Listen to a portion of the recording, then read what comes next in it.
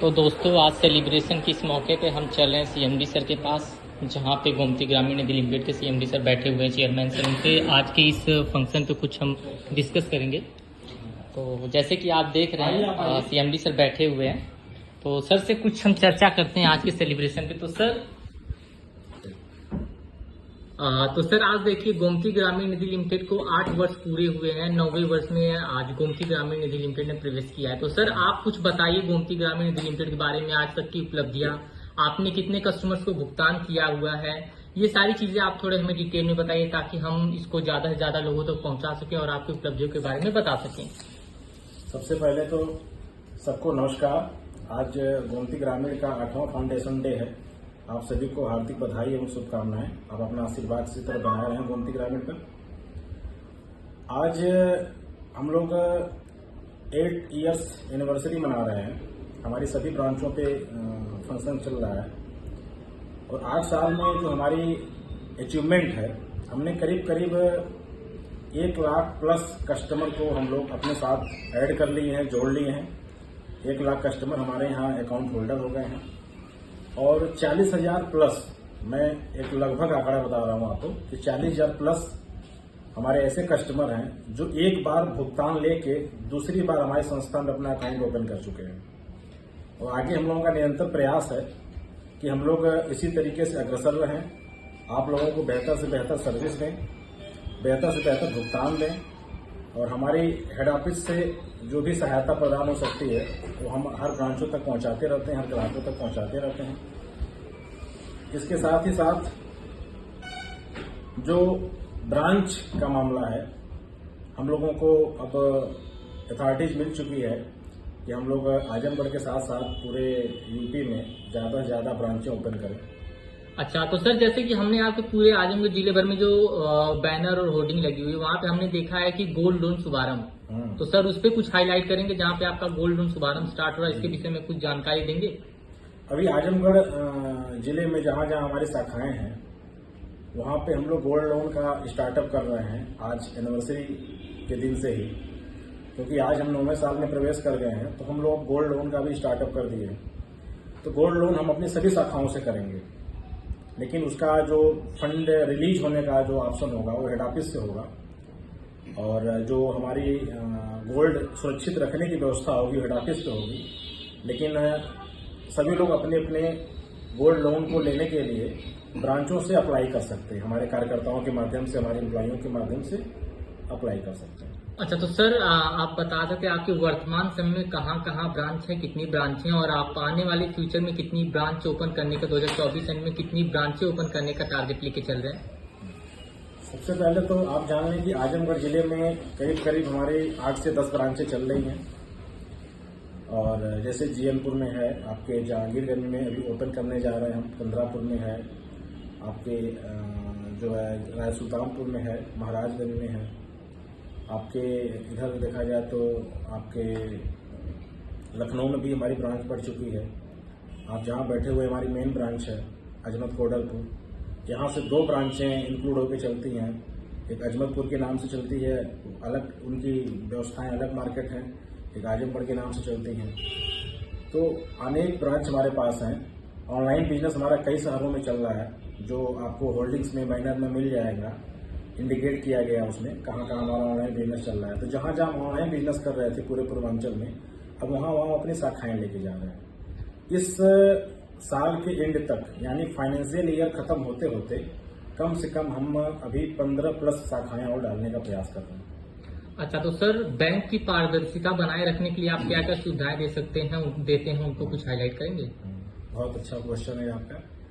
Bank की पारदर्शिता बनाए रखने के लिए सबसे पहले हम लोग कस्टमर्स को मेंबर बनाते हैं, ताकि कस्टमर हमारे साथ परमानेंट जुड़े, उसकी केवाईसी लेते हैं, उनका अकाउंट ओपन करते हैं और उन्हें ऑनलाइन नेट बैंकिंग की सुविधा दे देते हैं, ताकि वो घर बैठे अपने अकाउंट में जमा धन को, पासबुक एंट्री को, ये सारी व्यवस्थाओं को घर बैठे देख लें, हमारा पैसा सुरक्षित है या नहीं है। दूसरी व्यवस्था हम कस्टमर केयर की देते हैं। हर महीने उनको 2 बार कॉल जाता है, उनके अकाउंट में क्या लेन देन करना है, क्या ड्यू है, कितना जमा है, उसकी जानकारी देने के लिए। और इसके साथ साथ हम महीने में 4 क्लोजिंग होती है हमारे यहाँ, हम लोग 4 बार मैसेज देते हैं ताकि कस्टमर जो है कि अपने पूरे अकाउंट की पेमेंट्स की सुरक्षा को देख सके और उसके बारे में जांच पड़ताल करता रहे बराबर। ये सारी सुविधाएं हम लोग ऑनलाइन देते हैं। बाकी ऑफलाइन वो अपना पासबुक प्रिंट करा सकते हैं, ब्रांच पे आके अपना पैसा जमा कर सकते हैं, अनेकों सुविधाएं हमारे पास ऐसे ही। अच्छा, तो सर जैसा कि हमें सुनाया गया कि आपके बैंक में जितने भी कस्टमर अकाउंट होल्डर हैं उनके लिए कुछ एक्सीडेंटल पॉलिसी का है, तो उसको हाईलाइट थोड़ा कर दीजिए। एक्सीडेंटल पॉलिसी हम देते हैं। बाकी आप आजमगढ़ जिले में बहुत सारी निधि संस्थाएं चलती हैं, ये व्यवस्था आपको कहीं नहीं मिलेगी। गोमती ग्रामीण निधि लिमिटेड आजमगढ़ जिले की सबसे पुरानी निधि संस्था है और हम लोग एक्सीडेंटल पॉलिसी स्टार्ट किए हैं। जिनका खाता हमारे यहाँ ओपन होता है, वो खाता कंटिन्यूअस अगर हमारे यहाँ चल रहा है, उसकी किस्तें अगर पेंडिंग नहीं है तो हम 1 लाख रुपए का दुर्घटना बीमा देते हैं। जितने भी हमारे ग्राहक हैं, जितने भी हमारे एम्प्लॉयज हैं जिनके अकाउंट चलते हैं, सभी को हम 1 लाख रुपए का दुर्घटना बीमा देते हैं। तो सर एक आखिरी सवाल आपसे पूछना चाहेंगे कि गोमती ग्रामीण निधि लिमिटेड को जो है 8 साल पूरे हो गए, 9वां साल पूरा हुआ है, लेकिन आज तक आपने IFSC कोड की सुविधा, आपने ATM कार्ड की सुविधा और जगह जगह आपके ATM मशीन जो प्लांट होते हैं वो आपने अभी तक नहीं किया। जबकि आजमगढ़ में कई ऐसी संस्थाएं हैं जिनको अभी 2 साल, 3 साल, 4 साल बमुश्किल से हुआ है, लेकिन उनका जगह जगह ATM कार्ड की मशीनें प्लांट हुई हैं, वो ATM कार्ड की सुविधा दे रहे हैं, IFSC कोड की सुविधा दे रहे हैं। तो सर इस विषय पे आप कुछ अपने तथ्यों को रखिए कि आपने अभी तक ये सुविधाएं क्यों नहीं दी। सबसे पहली बात तो सर आपने बहुत ही शानदार क्वेश्चन पूछा। बहुत सारे पत्रकार हमसे मुलाकात कर रहे हैं, मिल रहे हैं, लेकिन कोई ऐसा क्वेश्चन अभी तक पूछा नहीं, क्योंकि मैं इसका जवाब देना चाह रहा था। आपने क्वेश्चन पूछ लिया तो मैं इसका जवाब देता हूं। निधि की जो गाइडलाइन होती है, जो निधि का एक्ट होता है, उसके हिसाब से निधि को ये ATM प्लांट करना, ATM कार्ड बांटना, IFSC कोड बांटना मार्केट में, ये सब सुविधा अभी गवर्नमेंट ने दिया ही नहीं है। ये सुविधाएं तब आपको मिलती हैं जब आप निधि से बैंक बन जाते हैं, नेशनलाइज बैंक बन जाते हैं, तब RBI आपको ये सब सुविधाएं प्रदान करती है।